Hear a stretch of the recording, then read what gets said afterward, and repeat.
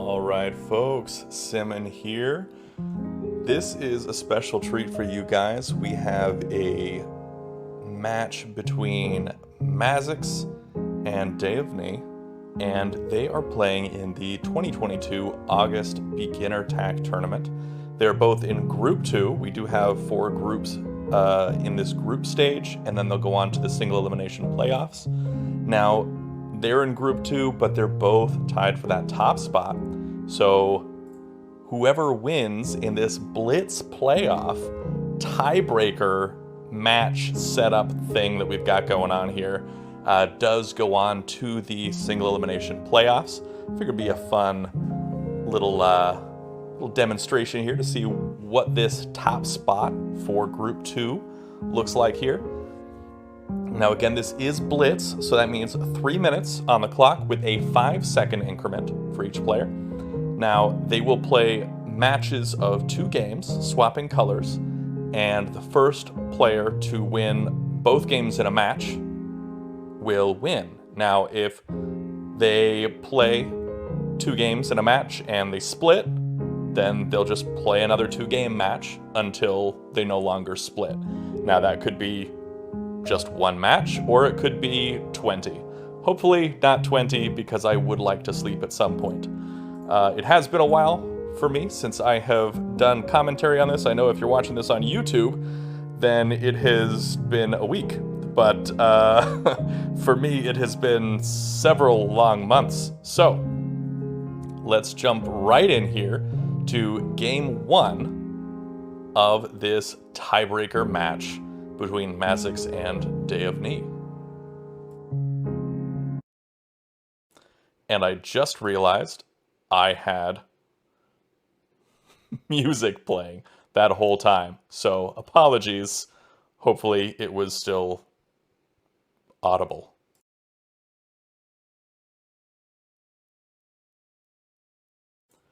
And here we go. Mazks in white, dayofni in black. Going straight out here for the Knight's opening, and it looks like they're both mirroring that Knight's opening. Black's going to have to come in across and do something. It looks like they have. Will white now play here at f5? Sure enough, they will. Black's going to play there. We're probably going to see something at maybe f3. No, we're going to see it at e6. That also works there. Playing very quickly, as they should in a Blitz match. That was the first tack threat there was from white. I think we may see a capstone potentially drop at f3 or here at e5, both good spots. e5 is really good because it threatens to capture this stack, and that is Tinue. That is it. White has won this match, or this game, sorry, this game. That's Tinue. There's nothing black can do to get out of that. They both played very quickly. As you can see, above 3 minutes on the timer for each player. That means that they're playing each turn in fewer than 5 seconds. So that was a very, very quick Game 1. Congratulations to Mazks for winning that one with a little Tinue. All right. And I guess we'll be moving on to Game 2. This Game 2 will be Mazks versus dayofni, but dayofni in white and Mazks in black.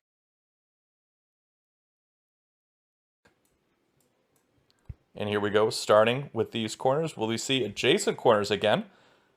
And dayofni instead going for center control instead of that Knight's opening that we saw in the previous game. Going for that mirrored opening now for black. Playing that early capstone is a really smart move here because it really helps change that momentum and really get things going into black's direction. So black now building for this vertical threat, knowing they can capture over with that flat to come in this direction. White probably going to capitalize and jump over onto that flat to keep him from doing that on the next turn. I think black should just stay the course, maybe play up here above, play below. All of those work just fine. Black doesn't need to worry about white's threats too much because they have this capstone here ready to come over and capture and really ruin everything that white's got going for him.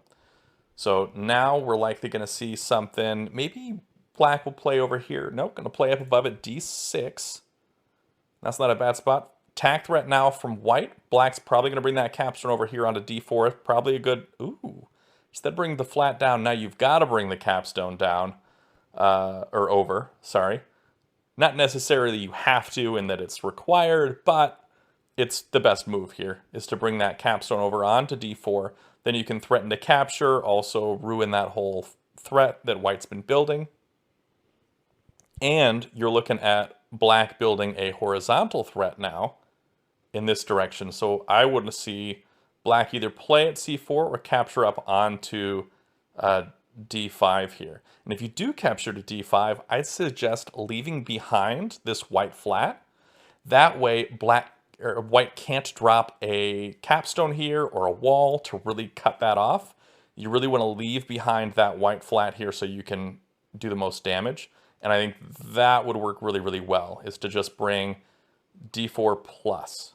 Now, d4 plus is playtack notation. You can see that off here to the left, and I discussed that in the playtack notation or PTN video of TAC University, and you can check that out on the YouTube channel.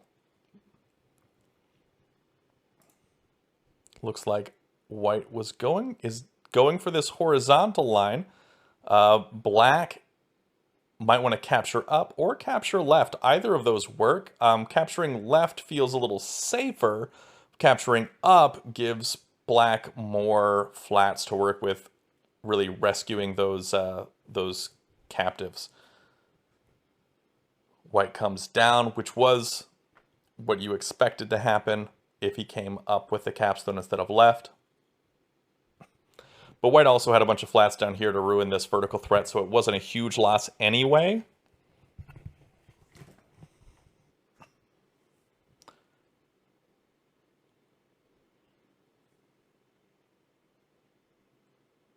This is an interesting position here for white. White still has no capstone down. Black not making attack threat at the moment, but a capstone would be good to place at some point here. White building around this for a vertical threat, time to just make these threats. Black making the threat first. White comes left, stops that, but black's probably going to come down with that capstone now, and both make attack threat and recover that captive.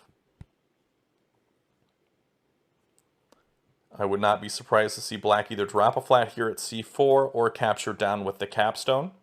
Either of those work really well. I think dropping a flat at c4 is better, just because it stops white from having their capstone placed there, which is what white wants to do. White may decide to drop their capstone here at b3, and I think that wouldn't be a terrible decision at this point, because it would help protect this stack, and it would work towards their own horizontal attack threat that black may miss. Instead, we're seeing white capture over black, continuing that threat by building back up over d6, not making the capture, which is interesting. I expected the capture to be made d5 left, but not going for that. Instead, placing those flats down, really just trying to get those on the board, which I think is smart. It's always a good strategy, get more flats on the board. You may have heard my mantra, more flats, more better. That is a thing. So we see white now placing at e1. This is going for that horizontal attack threat. Now what I think would be interesting would be to leave black behind, bring that capstone left, self-capture. Then you'd be threatening this big stack, but also the attack threat. Now he's got the attack threat by capturing onto the big stack, but white can again bring that down and stop it. Not going to do that though. Now black's captured down. This is now attack threat in the vertical direction, but white can drop their capstone or a wall. I think they should have dropped a capstone there. The capstone feels a lot better in this situation than the wall does. But black may want to spread left here, because white can capture down. Black will not be able to use this wall to smash, or this capstone to smash the wall. If they do, white can spread upwards for a road. Ooh, instead black's going to bring that whole stack left. That is a move I did not expect to see. White playing up here at e5. Really should have dropped a capstone here. They are not using that open capstone at the moment, and I think that is a big blunder at this point. Could be giving things away. White finally dropping the capstone. I'm not quite... I don't know about that positioning. It's not great. I mean, it's not terrible, because it does block any sort of vertical on this side, but it's also not particularly offensive. And that stack movement doesn't really make a lot of sense to me. Now white is making attack threat here. Black can stop that by dropping a flat, making a capture, making a spread capture. Any of those work.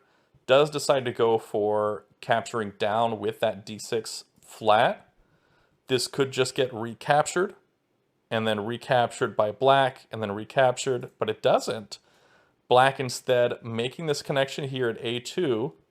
This is in the vertical direction, not a threat, but it's getting there. White is able to make a threat first, does have momentum in this position. White does make a threat, decides to split that stack up. Probably would have been better to just place a flat, but maybe they're counting on black to bring that capstone up all the way to d5, in which case they're just trying to mitigate the amount of black flats that black's able to recover. So white now continuing this threat. Black's going to want to move that wall over here onto e5. Now he can recover these flats here and recover this stack by spreading this across. Oh, just going to bring the whole thing up. Okay.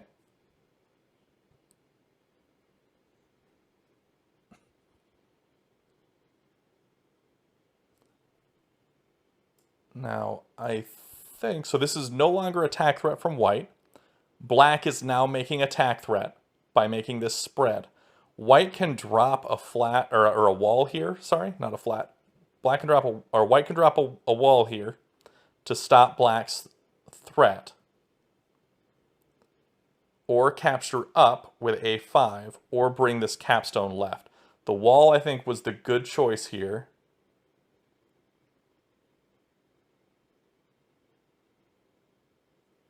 Black coming across, playing it b6 to keep white from placing there and making the capture over for the threat.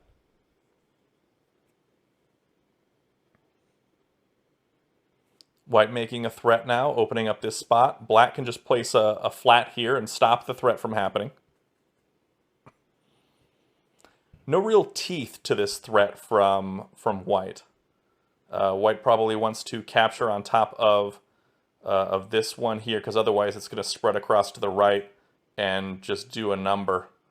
And I think that's exactly what's going to happen. Black's going to spread all the way across, cover up all of these flats, and just completely ruin all of white's threat. No, not going to do that. Going to make a completely different move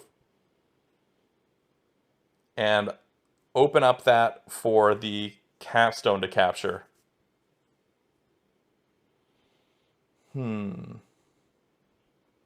Black now playing off here, trying to make attack threat. White does have momentum here. Playing a flat at b5 or capturing up would be a attack threat. We do have to take a look at the time. White up to a minute on the clock. Mazks down to 20 seconds. So definitely trying to think quick here and not run out of time. And that could be why some of these moves are occurring the way they are. Now, white dropping yet another wall. I think we're going to see black potentially play over here at f4.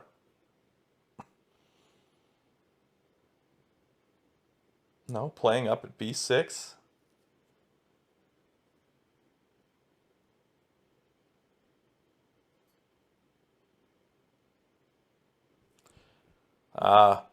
Playing at f4 on the next turn would be attack threat, because that would be a horizontal threat by moving this wall stack.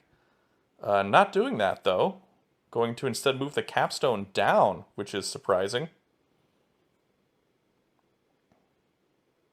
White able to cut off that threat by placing a flat there. Black placing off to the side. White can just drop another wall. Black's low on time. White's just trying to maybe push that so that it ends in time. But black can now move this wall stack up and take the win. White did not see that. Will black make it? Black does make it. Mazks does win this tiebreaker match. Won both games back-to-back in just one match. No need for extra innings on this one. So congratulations to Mazks for making it into the playoffs of the 2022 August Beginner Tag Tournament. And you have now officially won Group 2. So congratulations. Well played, dayofni. You did excellent. It is a very different game when you're playing on Blitz time controls. It is very difficult to see all the different threats that can come about, and if you're focusing on playing quickly and not running out of time, it is very, very easy to miss something that you later on think, oh, well, that was simple and easy to see. But when the time pressure's on, it is definitely different. Even when you're doing commentary right now, it is easier for me to see things than if I were playing the game, just because of the nature of how that works in our brains. I'm really not sure. I'm not a psychologist or anything, but that makes a lot of sense to me. Anyway, that is all for today. Thanks for watching. Be sure to check out the description below, especially the Discord server, which is where you can find all sorts of TAC resources, including people to play with online, whether that be right here on playtac.com or asynchronously through the Discord server itself. You can also check out all the different resources like strategy guides and things like that. So again, that is all. Thanks for watching, and until next time, have a great day and happy tacking.